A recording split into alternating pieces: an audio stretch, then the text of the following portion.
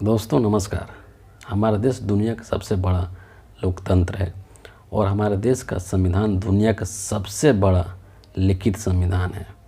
और उसी संविधान के अंदर ये कहा गया है कि भारत एक धर्मनिरपेक्ष राष्ट्र है। धर्मनिरपेक्ष राष्ट्र कहने का मतलब ये होता है कि भारत का कोई धर्म नहीं है, यानी कि इस देश के अंदर सभी धर्म बराबर हैं और किसी भी धर्म को मानने वाला व्यक्ति इस देश में रह सकता है स्वेच्छा से।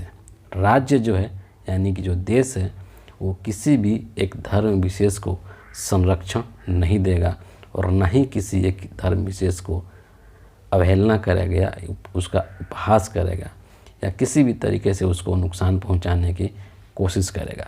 ये हमारे देश के जो संविधान है उसके अंदर ये बातें कही गई है, क्योंकि हमारे देश की जो प्रकृति है वो एक धर्मनिरपेक्ष राष्ट्र की है। लेकिन पिछले कुछ समय से या यूँ कहें कि 2014 से जब से देश के अंदर बीजेपी की सरकार बनी है, उस समय से लेकर और अभी तक माहौल कुछ ऐसा बना दिया गया है कि हर चीज़ को धर्म के नज़रिए से देखने की आदत डाल दी गई है और एक धर्म विशेष के लोगों को टारगेट किया जाता है। कभी लफ्ज़ जिहाद के नाम पर, कभी गौरक्षा के नाम पर, या किसी भी चीज़ को लेकर के कोई भी इस तरह से बहाना करके देश के अंदर मुस्लिमों को अक्सर टारगेट करते हुए देखा जाता है, जबकि मुस्लिम्स भी हमारे इसी देश के हिस्सा हैं, इसी देश के निवासी हैं, इसी देश के नागरिक हैं। ये सब चीज़ें मैं अभी इसलिए कह रहा हूँ क्योंकि अभी एक बहुत ही दिलचस्प वाक़या सामने आया है। बात दरअसल ये है कि हमारे देश के सबसे बड़े उद्योगपति और अमीर लोगों में से एक मुकेश अंबानी, जिसका कि नाम आप सभी लोग जानते हैं। मुकेश अंबानी को पिछले महीने में, ये नवंबर का महीना चल रहा है और अक्टूबर के महीने की बात है ये, कि 27 अक्टूबर को सबसे पहला उनको एक मेल भेजा गया और उस मेल के अंदर उनको ये धमकी दी गई कि अगर आप हमें 20 करोड़ रुपया नहीं देते हैं तो हम आपको जान से मार देंगे। इसके बाद ये सिलसिला रुका नहीं और इसके बाद और भी कई सारे मेल्स आए, 3-4 मेल्स आए और उसमें सबसे जो लेटेस्ट था वो संभवतः 31 अक्टूबर को भेजा गया था। और उसमें जो धमकी देने वाला व्यक्ति था उसने जिस राशि का वो डिमांड कर रहा था शुरुआत में 20 करोड़, उसको 20 करोड़ से बढ़ा करके 400 करोड़ कर देता है। यानी कि वो मांग करता है कि अगर आप हमें 400 करोड़ रुपया नहीं देते हैं तो हम आपको जान से मार देंगे। दिलचस्प बात यह है कि धमकी देने वाला व्यक्ति जो था वो अपना नाम शादाब खान बता रहा था, यानी कि वो खुद को एक मुस्लिम के रूप में प्रेजेंट कर रहा था। इसके बाद इसकी शिकायत मुंबई पुलिस में की गई और मुंबई पुलिस जो है इसकी जब तहकीकात करने लगी, इसकी छानबीन करने लगी, तो वो जो ईमेल भेजने वाला जो पर्सन था उसको भारत के तेलंगाना प्रांत से उसकी गिरफ्तारी की गई।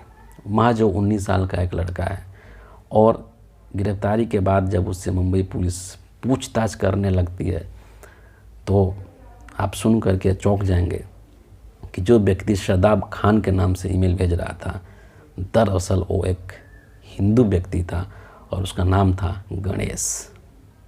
आप समझ सकते हैं कि इस देश के अंदर किस तरीके से एक समुदाय विशेष को अपमानित करने का या फिर उसको टारगेट करने का कोशिश किया जाता है, उसके नाम को बदनाम करने की कोशिश की जाती है। लेकिन हमेशा इस चीज़ में सफलता नहीं मिलती है और वो जिस प्रकार से अभी जो ये मामला खुल गया कि वो दरअसल मुस्लिम नहीं था बल्कि वो एक हिंदू व्यक्ति था जो कि मुसलमान के नाम से इस तरह की हरकत कर रहा था, उसका पर्दाफाश हो गया। तो आखिर ये सब चीज़ें हमारे देश में क्यों होने लगी है? 2014 से पहले आप देखेंगे तो इस तरह की चीज़ें देखने को नहीं मिलती थी, नहीं के बराबर होता था। लेकिन आजकल जो ये चीज़ें हैं एकदम कॉमन सी हो गई हैं। उसके पीछे वजह यह है कि हमारे देश में ऐसा माहौल बना दिया गया है सिर्फ एक राजनीतिक पार्टी के द्वारा। क्यों? क्योंकि उसको ये सब चीज़ें करके उसको राजनीतिक लाभ मिलता है, वोटों का ध्रुवीकरण करते हैं धर्म के नाम पर और चुनाव में इस चीज़ का फ़ायदा लेने की कोशिश करता है। चंद मुट्ठी भर लोग हैं ऐसे जो कि हिंदू मुसलमान के नाम पर नफ़रत फैलाते हैं और अपना राजनीतिक हित साधने की कोशिश करते हैं। इसमें नुकसान किसका होता है?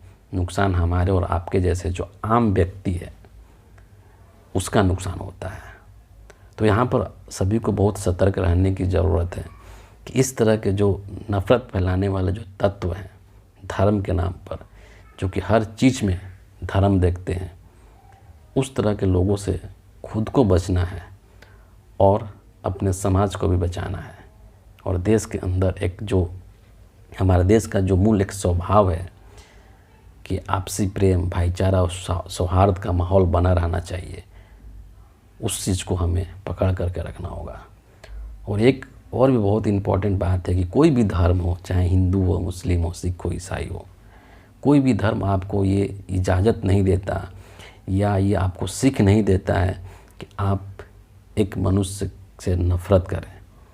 क्योंकि सभी जो हैं वो जो मनुष्य हैं, जो मानव जाति है, कहीं ना कहीं वो उसी ईश्वर की बनाई हुई रचना है, उसी की सृष्टि है, उसी ने सभी को बनाया है और वो एक है, उसका नाम अलग अलग है।